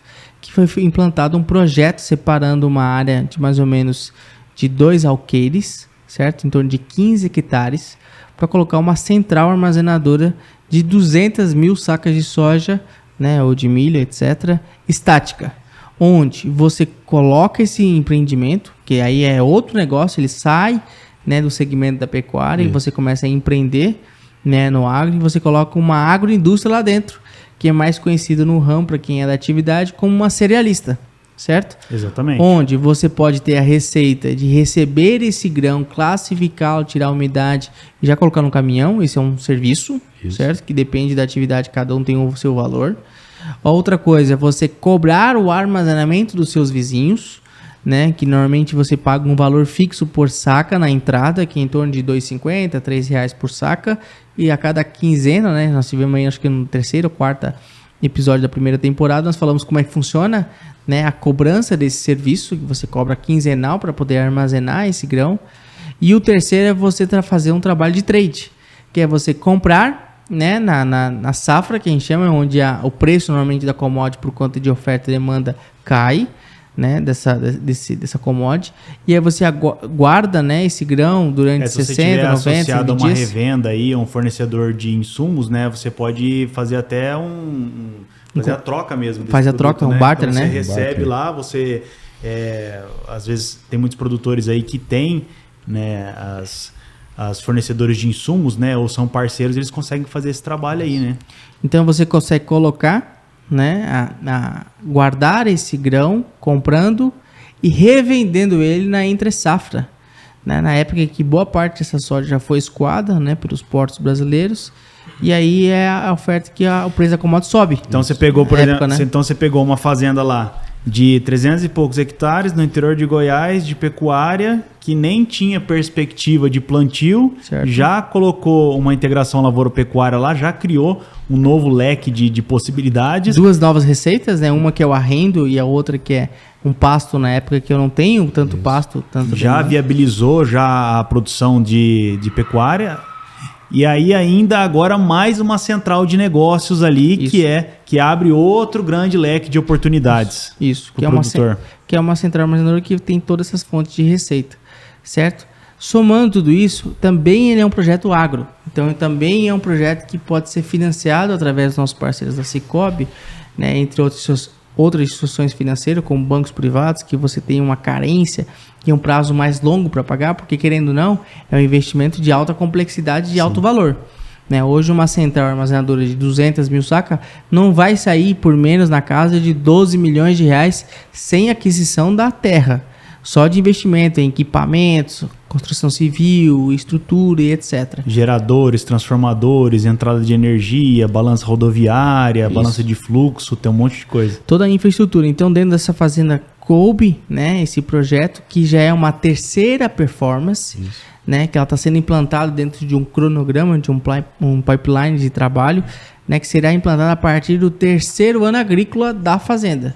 Sendo que o primeiro ano agrícola é agora, com integração lavoura-pecuária, né, junto com a verticalização, onde o nosso rebanho, então, ele sai lá de 390 cabeças para quase 2.000 cabeças, certo? E com essa rentabilidade e esse rendimento do negócio, eu começo a empreender no agro de novo, certo? Com um projeto desse já pré-aprovado, porque uma construção dessa, até você tirar todas as licenças, a liberação, porque ela está na beira de uma GO, né, que aqui é uma rodovia estadual. Então, até se você tirar todas as licenças para a operação, existe um prazo para isso, certo? E existe linhas de crédito para esse tipo de operação, e você não precisa ter o know-how detalhado de ser um cerealista. De novo, né, vem um jargão de quem não tem as manhas não entra não. Então, você tem que trazer especialista, e nós temos vários aí, um convite para os nossos amigos da Kepler Weber, né, que é um dos maiores... maiores produtores, fabricantes de equipamento aí do Brasil. De silos, armazéns. Né? Equipamento excelente. Né, tem eles, tem a Pagé, tem a... GSI, a GI, Comil, Consilos, Casp, Becker.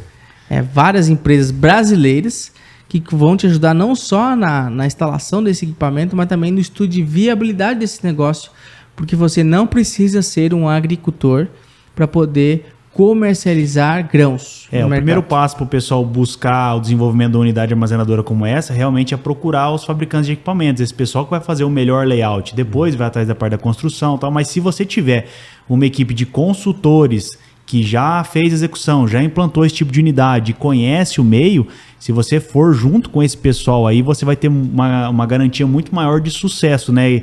Porque o que mais acontece por aí são aqueles produtores que vão atrás de uma unidade armazenadora, fazem um orçamento lá de equipamentos da parte civil, vê lá que vai custar 8 milhões e no final custou 16. Certo. Porque tem um monte de penduricalho lá que o pessoal não previu, que ia ter que colocar uma balança de fluxo, que ia ter que trocar um transformador na fazenda, que ia ter que pedir energia, que ia ter que colocar um gerador, uma série de coisas. Então, se você conversa com os especialistas, com os profissionais, você vai ter muito mais chance de sucesso. E contrata a Fazenda Rentável, que vai pegar todos esses números e vai montar um estudo de viabilidade desse business do negócio. Não só a parte produtiva da matéria-prima, mas também a parte comercial do negócio.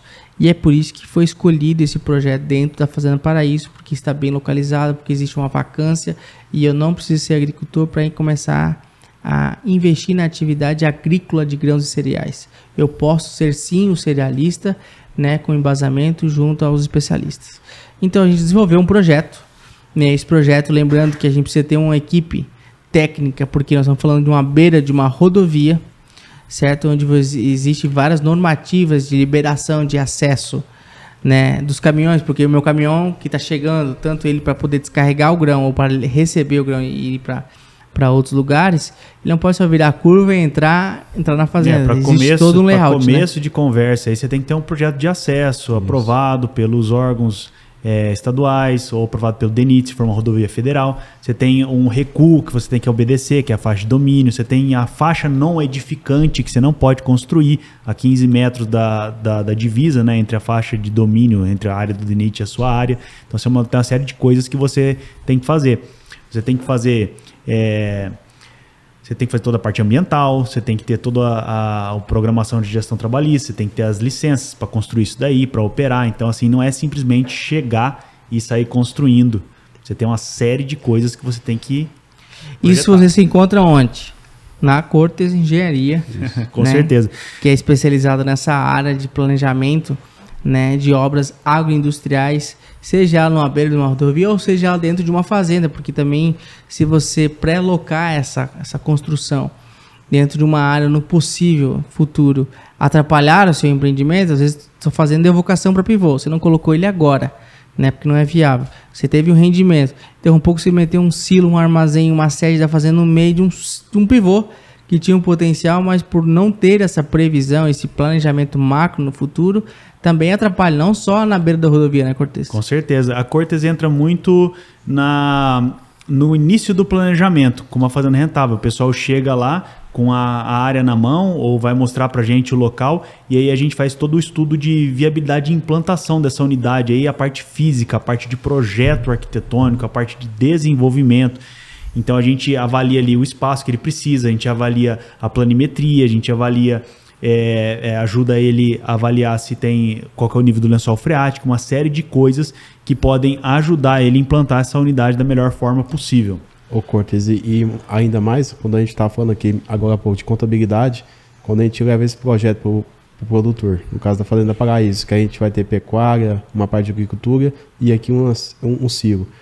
A gente tem que levar em consideração também que uma contabilidade especializada, ela ajuda porque é uma tributação diferente, né, Alex? Com então, certeza. sim, é uma tributação diferente, é uma tributação que ele vai conseguir... É um novo segmento, né? É um novo segmento, então, assim, que muda... Os incentivos são diferentes. O incentivo é diferente, muda, então... Você está assim, saindo, às vezes, ali de um produtor que está fazendo tudo na pessoa física ali e está saindo para um CNPJ, saindo para uma pessoa jurídica, né? Isso, e essa diferenciação acaba trazendo alguns benefícios para ele, onde ele não se atentando a isso, ao contrário, vai ter não vou dizer um prejuízo, mas ele está deixando de ganhar ou está perdendo alguma oportunidade, algum benefício. E no próximo episódio nosso, na segunda temporada, a gente vai falar como é que funciona isso na prática. Como que eu faço para poder viabilizar quais são os parâmetros que eu tenho que fazer para poder identificar se a minha fazenda ou não, ela tem potencial para colocar uma central armazenadora, certo? De grãos. Independente se ela é uma fazenda de pecuária, independente se eu tenho uma área agricultável muito grande, certo? Você tem que olhar o contexto. Por isso que esses especialistas vão te dar um norte.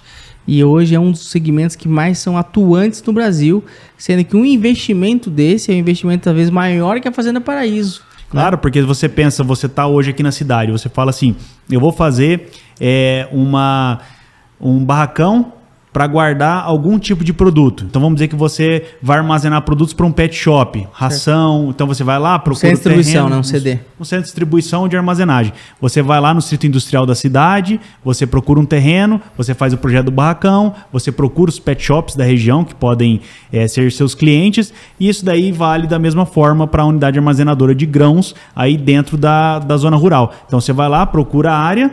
Você tem uma área lá de 5, 6, 8 hectares, já viabiliza você construir uma unidade armazenadora de grãos, e aí você pega a viabilidade, o custo da área, né, de aquisição da área, a viabilidade econômica, financeira desse negócio aí, ver quanto que vai custar para fazer todo o estudo, o projeto, a terraplanagem, as instalações elétricas, a construção da base da parte civil, a aquisição de todos os equipamentos, ativar isso daí. E aí você consegue, sem ser um produtor, sem ser um cara do agronegócio, começar uma atividade de armazenamento de grãos e entrar para dentro do agronegócio, que é o setor que mais cresce no Brasil hoje, que emprega 1 a cada 3 brasileiros, que participa de quase 30% do PIB do país. E que tem uma vacância não só aqui em Firminópolis, no oeste goiano, mas no Brasil inteiro de mais de 90%. Pesquisa no Google. Déficit de armazenagem de grãos no Brasil. É impressionante quando você começa a ver os números, você fala assim, putz, como dava para construir unidades armazenadoras de grãos nesse Brasil afora. Usando dinheiro 100% financiado através dos nossos parceiros aí, né, das cooperativas de crédito, como o Sicoob, e instituições financeiras privadas como o Bradesco, Safra, né, entre outros. Então, é importante você ter esse olhar para esse negócio, que é a parte de armazéns para esse futuro, certo? Onde boa parte da nossa agricultura hoje, quando se colhe, principalmente na safrinha de milho, ela é mais vista, né? Que a gente vê vários locais, porque por conta do clima, né, no centro-oeste não tem um período de chuvas durante esse período, que é a colheita do milho, você vê vários armazéns com milho exposto, né, do lado de fora. O armazém é céu aberto, né? Porque o armazém está cheio de soja ainda, não foi comercializado. Então, às vezes, o produtor vê lá que ele tem uma produção de soja de 100 mil sacas na safra. Aí ele vai armazenar lá 70 mil sacas, por exemplo. Ele faz 2 silos de 50. Aí, a hora que chega na colheita do milho, o que acontece? Às vezes ele tá com um silo lá com 10, 20 mil sacas e o outro tá cheio. Certo. Aí ele não tem aonde colocar o milho, não vai misturar milho com soja. Aí ele coloca no tempo. Ou ele faz uma armazenagem em silo bolsa, ou ele simplesmente, que como vocês estão no centro-oeste nessa época do ano, não costuma chover, então ele joga o milho lá no pátio, e como ele tem uma porcentagem de impurezas que ele pode ter na expedição do grão, aí ele puxa aquele milho do chão lá, que às vezes tá um pouco sujo, mas mistura lá e tá tudo certo. Isso. Então, esse foi o nosso pré-podcast para a segunda temporada, onde nós vamos explicar na prática como performar uma fazenda, né? Quais são os tópicos que você tem que se atentar para começar a empreender no agro ou para verticalizar o seu negócio na atividade rural, certo? Onde a parte da agricultura, pecuária de corte e a parte da agroindústria tem um grande potencial. Vamos mandar um abraço também para a turma da Multi Agribusiness, que está fazendo isso nas novas fronteiras agrícolas, né? Que são focados hoje bastante no Mato Piba. Inclusive vai ter evento esse ano, né, Alex? Um mega evento aí da Multi Agribusiness, né? Em 3 estados diferentes. Como é que vai ser isso aí? O primeiro foi no Tocantins, né? Que eles estiveram lá em julho desse ano. Foi o Multi Experience Tocantins, que foi um sucesso, onde mostrou o potencial da infraestrutura do Tocantins, tanto para pecuária quanto para agricultura, e toda a infraestrutura que já está instalada lá naquele estado, né? E o ano que vem, agora 2023, tem 3 estados que vão receber esse evento, que é um evento só para selecionados. E vamos supor que eu sou produtor, eu tô lá no sul e eu quero ir para uma nova fronteira agrícola. O que a Multi Experience pode me oferecer? A Multi vai estar com alguns workshops onde ela mostra o potencial dessas novas regiões, porque cada região do país, como o país é um país continental, cada região tem a sua particularidade de produção, né? A forma que você produz lá no Rio Grande do Sul, né, no Paraná, Santa Catarina, São Paulo, é totalmente diferente do oeste da Bahia, totalmente diferente, né, do sul do Maranhão e etc. Esses lugares onde você, em vez de pegar e migrar e comprar ou arrendar uma terra lá e descobrir sozinho de como fazer, certo? Porque nós estamos ferrar porque estamos falando de solos arenosos, estamos falando de épocas de chuva bem definidas, que você não consegue conduzir uma safra Então safrinha. você tem muito mais garantia de sucesso, né? Indo primeiro nesse evento do Multi Experience para depois fazer a sua aquisição. Lá é tipo um safari do agronegócio, onde vai mostrar para você como produzir e como, né? Onde e como produzir nessas novas fronteiras, que é muito mais viável você arrendar uma terra de 6 a 10 sacas de soja por hectare de arrendamento, num contrato de 10 a 15 anos, do que você continuar pagando um arrendo de 15 a 18 até 21 sacas de sequeiro lá no local onde você está pré-definido. Você tem uma área própria de 350 hectares, arrenda mais 300, né? Mas está pagando lá na média 17, 18 sacas, até 21 sacas por hectare ano. E hoje em dia, Alex, eu não preciso mais passar por todo aquele perrengue que o pessoal que foi Abrir há muitos terra, anos atrás fazer foi pra lá. ponte, energia, não Morar tinha... debaixo de barraco. É, Hoje não- tá tudo muito mais fácil, Hoje né? nós estamos falando de 2022, toda a infraestrutura dessas novas fronteiras já estão consolidadas. Então, o governo, né, os empreendedores que ali tiveram há 30, 40 anos atrás, já fizeram essa infraestrutura. Mas ainda, comparado ao local onde você está, é extremamente viável essa migração do agro.